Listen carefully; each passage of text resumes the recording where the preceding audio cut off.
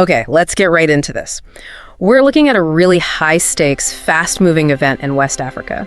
You know, for almost 20 years, one country, Benin, seemed to be this standout exception.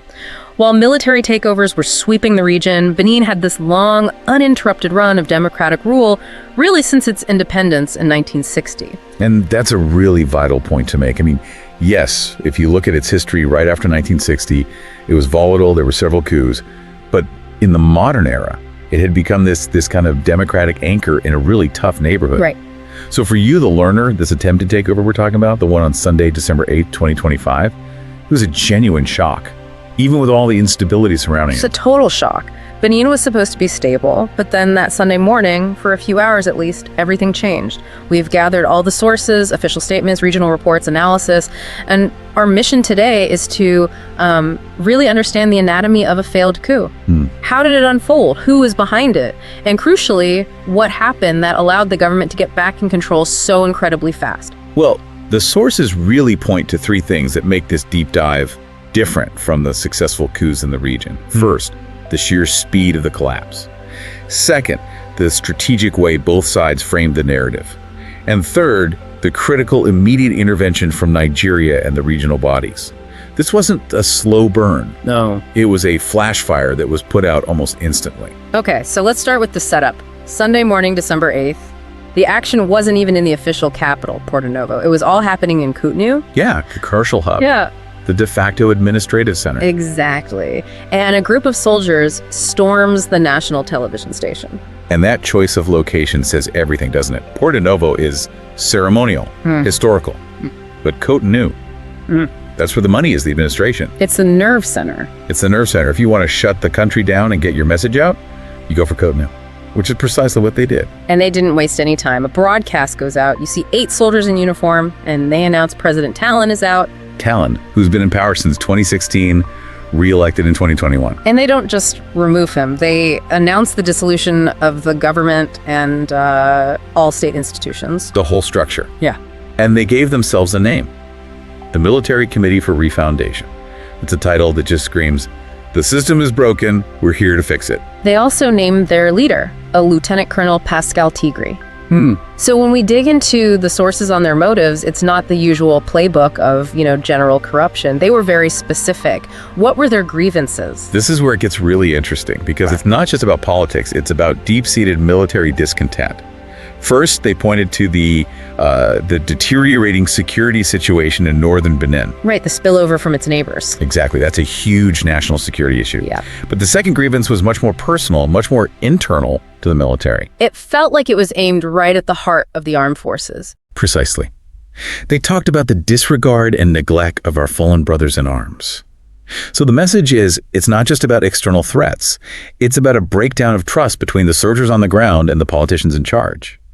And, that kind of grievance can be a powerful accelerant for a mutiny. Okay, so that brings us to the second part, the foiling. Because this thing didn't just fail, it collapsed. Unbelievably fast. By Sunday afternoon, the government was already back in control of the narrative. Swift, coordinated, and very, very deliberate with their words. Interior Minister Alassane Seydu issued a statement almost immediately. He says the armed forces are in control, and he frames the whole thing not as a coup, but as a mutiny. Just a mutiny. By a small group of soldiers. Does that kind of language actually work? I mean, don't people see through that? It's a crucial piece of framing. It really is. For the people inside Benin, and especially for their neighbors, a mutiny sounds contained, like an internal discipline problem. A coup, on the other hand, implies the state has fallen. By downplaying it, they're signaling confidence. They're telling the region, we've got this, just back us up. And that makes it easier for someone to step in and help. Exactly. It's not interfering in a transition, it's supporting a legitimate, functioning government. Which brings us to Nigeria. Because this seems to be the key difference between this failure and the successful coups elsewhere, the external help. You've hit the nail on the head. In other crises, the help was too slow or it got bogged down in politics. Here, Nigerian President Bola Tinubu just acted. He confirmed they sent fighter jets and ground troops. Wow. That's a massive, immediate commitment of force. But our sources point to one detail that explains why it happened so fast. Yes, this is so important. Nigeria didn't just invade. They acted only after Benin's government officially asked for help. Twice. The sources say Benin sent a specific, urgent request for immediate Nigerian air support. That request was the legal and political green light. So that request was the trigger. It let them bypass all the usual diplomatic hand-wringing. And then Tinubu comes out and praises his forces, calling them a defender and protector of constitutional order. And that's the core message.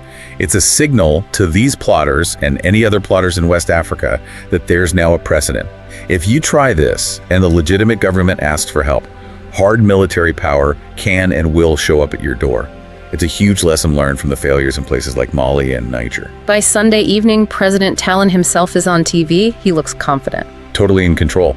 He tells everyone the situation is completely under control and to go about their business, and he's very clear about who gets the credit. He credits his own loyal forces first. Yes.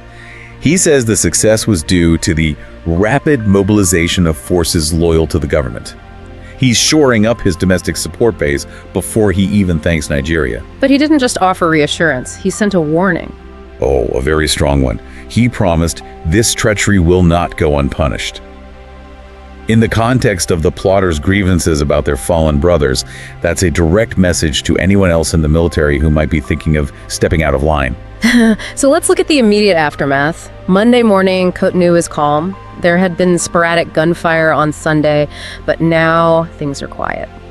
Still a heavy military presence on the streets, though. Right, a very visible show of force. But beneath that calm, there's a lot of ambiguity. A lot of information being very carefully controlled. The government spokesperson, Wilfried Leandre Hungbeji, confirms 14 arrests, but he's vague on the big question. Lieutenant Colonel Tigre, the supposed leader. The sources are very clear that it's unclear if he was apprehended. And why be so vague about that? If you've got the ringleader, why not announce it? Because it's all about narrative control. You don't want to create a martyr. You don't want to give the plotters any more attention than necessary. By staying quiet on Tigre's fate and on the casualty numbers, the government is basically saying this was insignificant. An adventure by a few fools, it's over. Move on. It projects total, almost effortless control. And what did Talon say there were victims? He did mention them, right? He did, yes. He expressed condolences for the victims of this senseless adventure. And interestingly, he also mentioned people still being held by fleeing mutineers. But no numbers. No numbers, no details. The focus was immediately shifted away from the human cost and onto the restoration of order. Okay, this is where we have to zoom out. Because this didn't happen in a vacuum, and its failure sends a huge signal across the entire region. Absolutely. I mean, just look at a map. Benin's northern neighbors are Niger and Burkina Faso. Both have had recent successful coups. And then you have Mali, Chad, Guinea, and just last month, Guinea-Bissau. The momentum has been entirely with the plotters. So in that context, a failure is a massive event. And the international response wasn't just words this time. No, it was unified, layered, and decisive. You had the standard condemnations, of course. The African Union called it a grave violation. The UN Secretary General Guterres said it would further threaten stability. Standard procedure, yeah. But the real action came from the regional bloc, ECOWAS.